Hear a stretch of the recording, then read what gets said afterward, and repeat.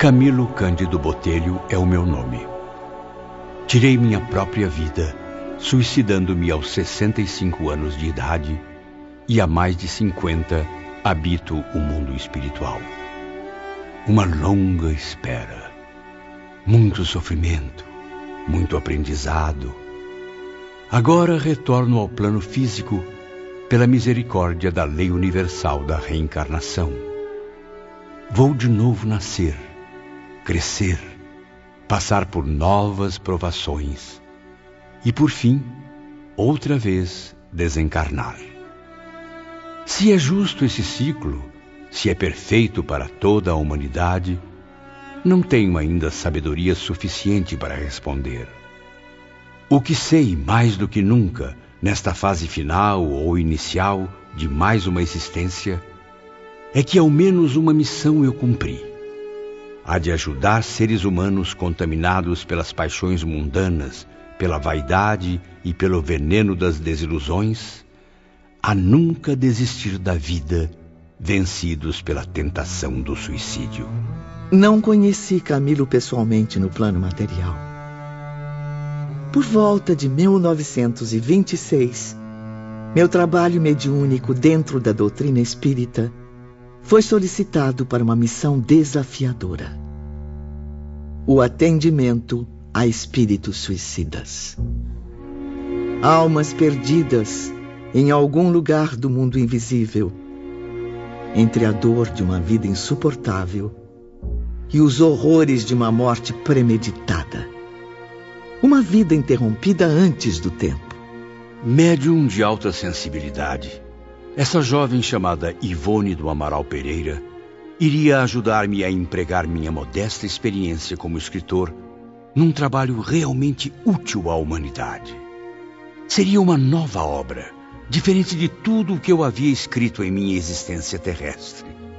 Um livro não destinado a agradar a críticos literários, mas a cumprir um dever sagrado. Páginas que falassem diretamente aos que sofrem.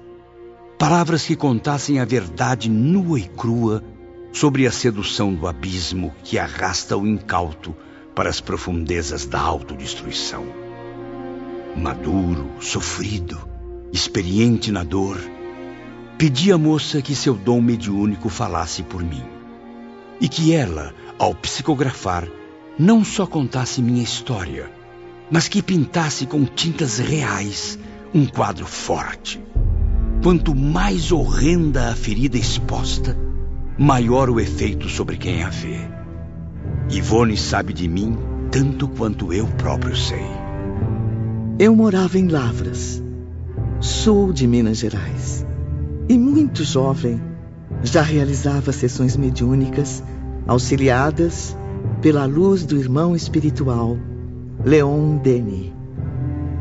Certa noite, recebi dentre os numerosos espíritos de suicidas com os quais mantive intercâmbio as primeiras palavras de um homem gentil e muito culto, o qual vinha saber, no decorrer de seus depoimentos, tratar-se de um dos maiores nomes da literatura portuguesa.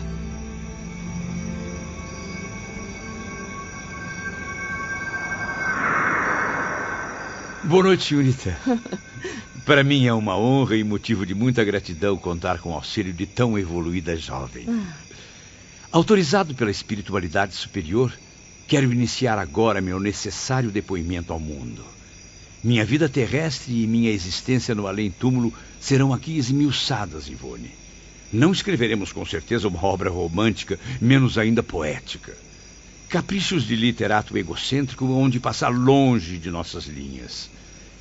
O que se pretende é levar aqueles cujas almas angustiadas não encontram remédio além do suicídio, uma luz que lhes sirva de guia, uma amostragem sem retoques do que os espera caso levem adiante esse ato brutal contra si mesmos. A partir daquela noite, à medida que o tempo passava, nossos contatos mediúnicos iam se transformando. As mensagens de Camilo não eram mais escritas, mas narradas, mostradas como imagens que eu registrava em minha memória, para que depois eu pudesse descrevê-las em palavras magnificamente esclarecedoras. Algum tempo se passou, no entanto, até que a jovem médium encontrasse auxílio e inspiração para publicar meus pensamentos. Por motivos alheios à minha vontade, durante 8 anos, releguei os manuscritos com essas preciosas mensagens ao esquecimento de uma gaveta fechada. E quando as barreiras existentes foram arredadas do meu caminho, Camilo só acudiu aos meus reiterados apelos, a fim de comunicar sua próxima volta à existência planetária. Encontrei-me então em uma situação difícil para redigir o trabalho, pois eu não era escritora, não me sobrando capacidade para, por mim mesma, tentar a experiência. Ivone orou, porém, durante 8 anos, diariamente, sentindo no coração o ardor de uma chama viva de intuição, sugerindo que aguardasse o futuro, não destruindo os antigos manuscritos. Tenho as mais fortes razões para afirmar que a palavra dos espíritos é cena viva e criadora, real, perfeita. Constitui também uma vibração do pensamento capaz de manter pela ação da vontade o que desejar. Tive a oportunidade de observar a palavra mágica de Camilo, de Victor Hugo, de Charlie e até do Dr. Bezerra de Menezes, a quem desde o berço fui habituada por meus pais a venerar. E eis que, impulsionada por novos contatos mediúnicos, Ivone prosseguiu recebendo e registrando outros fragmentos de minhas narrativas, até que, finalmente, em 1946, conseguiu reuni-los.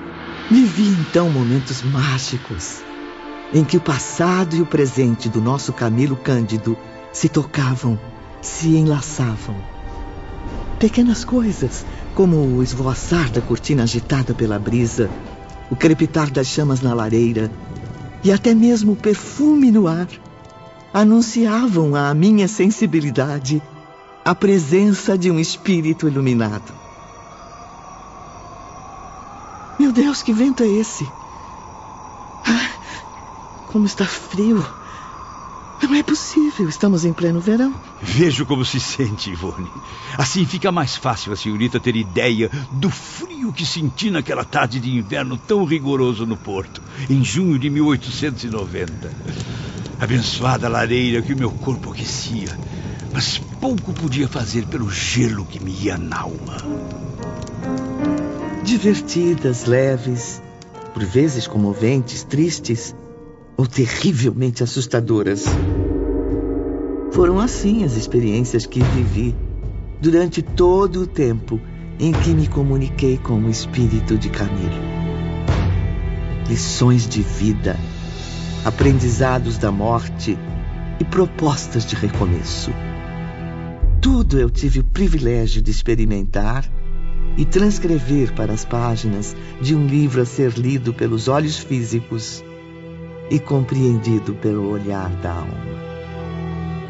Personagens tão reais quanto inesquecíveis irão contar, a partir de agora, a história de um homem que desistiu da vida terrena e aprendeu a duras penas o que é a verdadeira vida, a que não aceita desistência e evolui eternamente. Ensina Leon Denis. Se as lágrimas alguma vez orvalharem tuas pálpebras a passagem de um lance mais dramático, não resistas contra o impulso generoso de exaltar teu coração em prece fervorosa por aqueles que se estorcem nas trágicas convulsões da inconsequência de infrações às leis de Deus. Vamos vivenciar a cada dia as lembranças edificantes de um espírito em busca de luz, mas, sobretudo, à procura de si mesmo. Vamos expor os melhores e os piores momentos na existência além-túmulo de Camilo Cândido Botelho, registrados para sempre nas memórias de um suicida.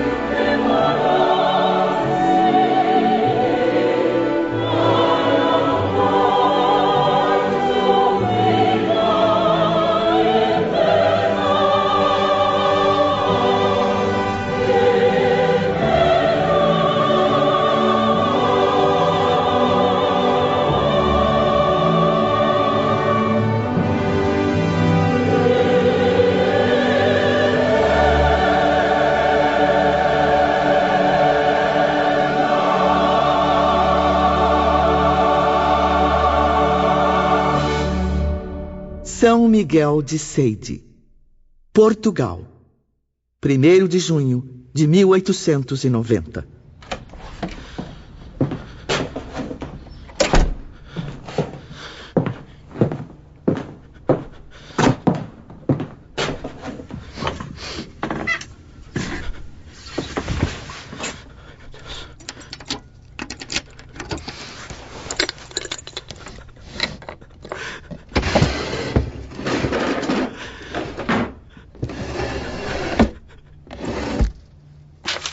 Malditos olhos que não veem! Maldita visão que não me serve mais!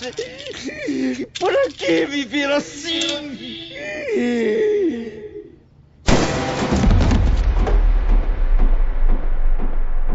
Dizem que no instante da morte, passa-se em poucos segundos o filme inteiro de nossa vida, numa espécie de tela da mente. Foi o que Camilo viu ao apertar o gatilho contra o ouvido direito.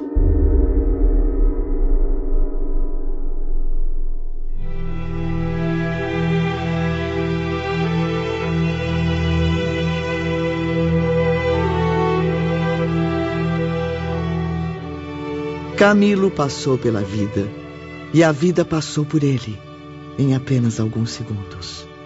Segundos de alegrias e tristezas, sonhos e desilusões, encontros e desencontros, vida e morte.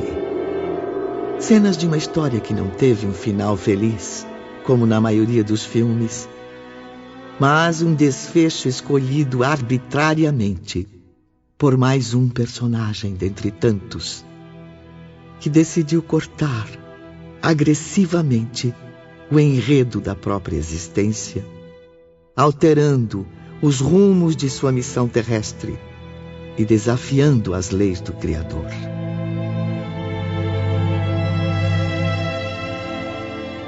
Queridos irmãos, a partir de agora, vamos voltar no tempo e viajar juntos ao fim do século XIX. Onde inicia-se a comovente trajetória de um espírito suicida e sua inesquecível missão. Camilo Cândido Botelho, que Deus o abençoe. Sua jornada no além acaba de começar.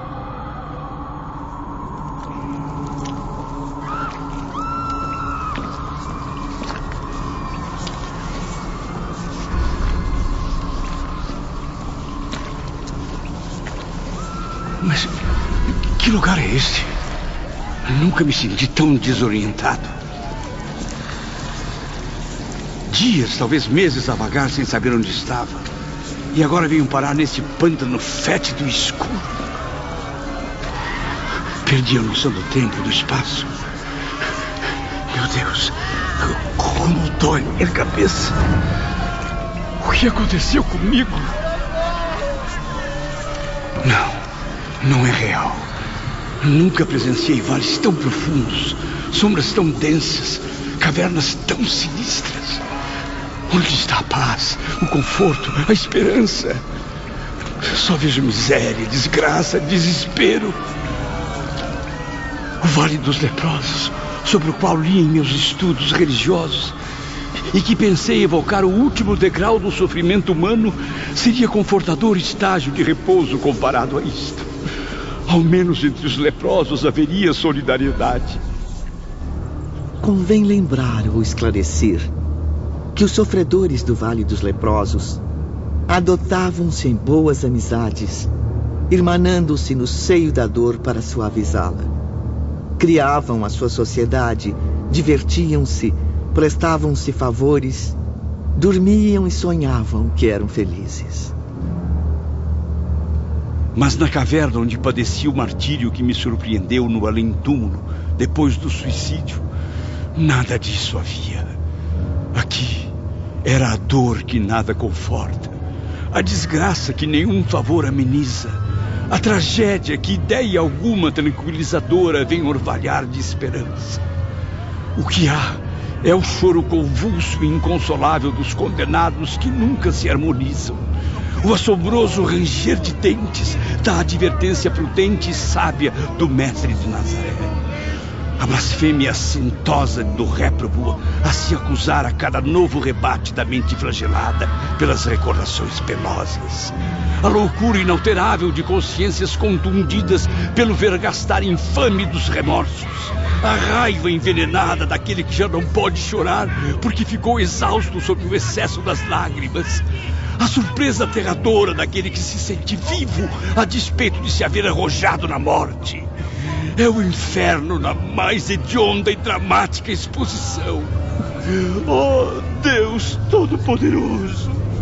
Onde está o céu, a luz, o sol, o perfume das flores? Perfume das flores! Não está sentindo? Respire fundo. Sinta o aroma tradicional da região. O da matéria apodrecendo, venenoso!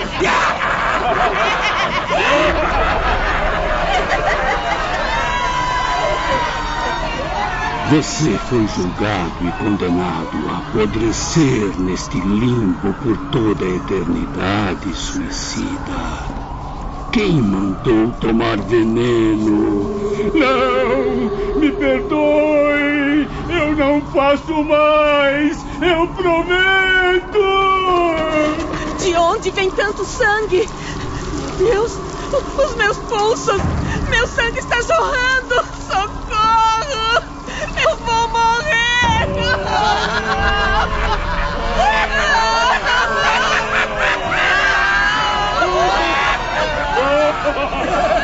Coitadinha, ela vai morrer.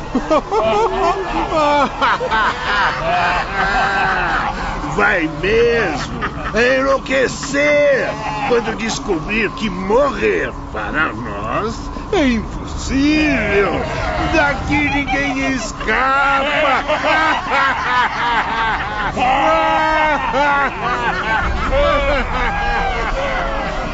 Bem-vinda à escória do universo.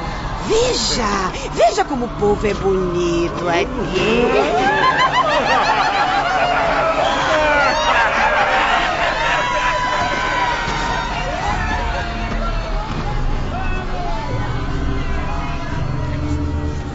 Janeiro de 1891.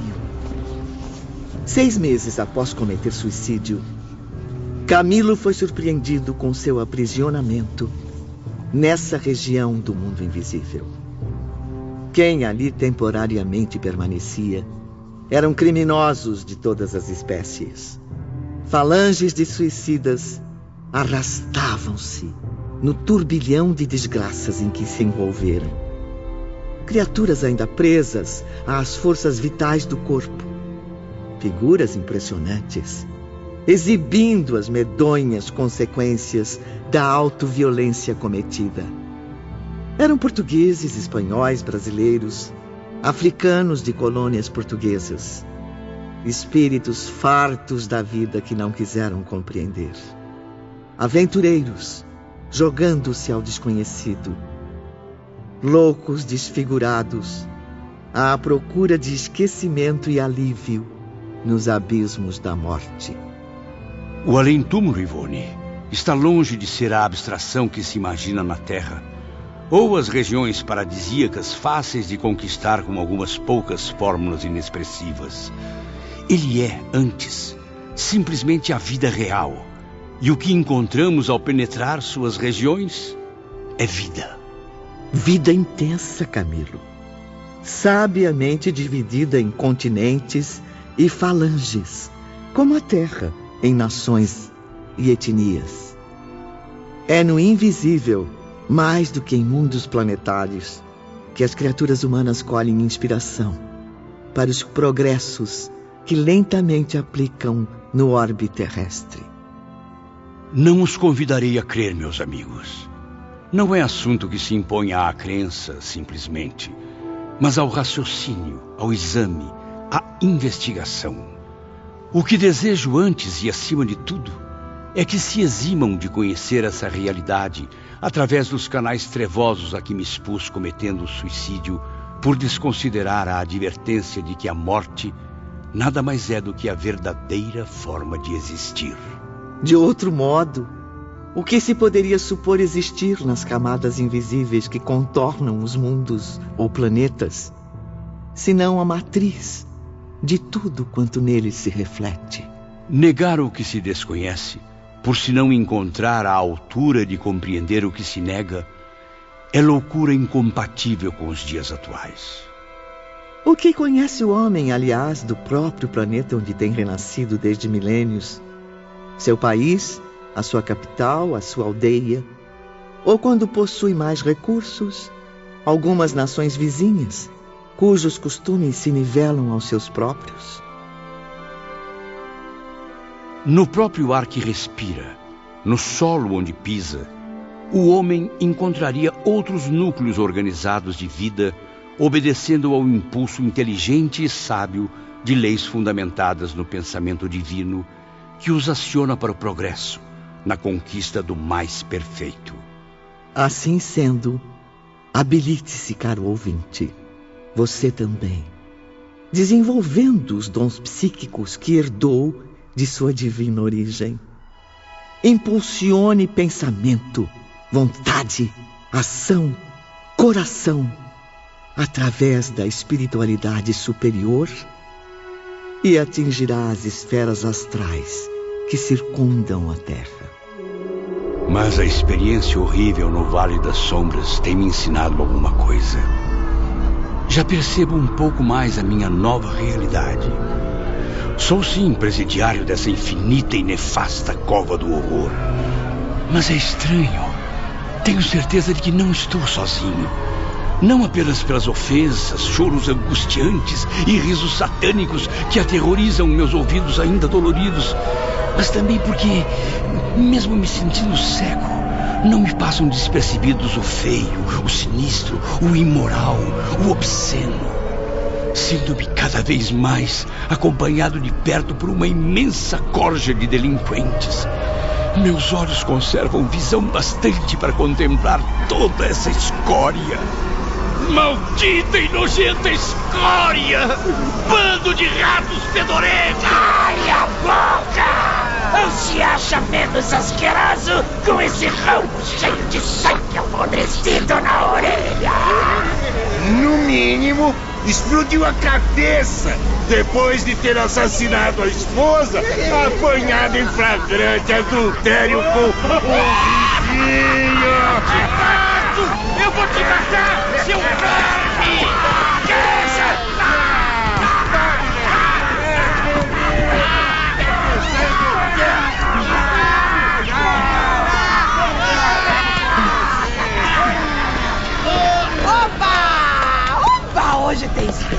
espetáculo! Eu quero participar também! Posso arrancar a outra orelha do portuguesinho traído? Isso é assunto pra homem! Esse é assunto pra homem! Chama daqui, meretrinho!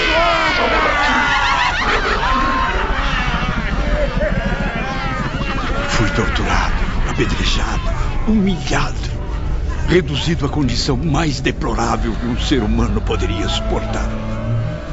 Contaminado pelas provocações, envolvido nas vibrações pesadas daquelas entidades espirituais embrutecidas, e caí na lama em violentos embates contra os mais agressivos condenados.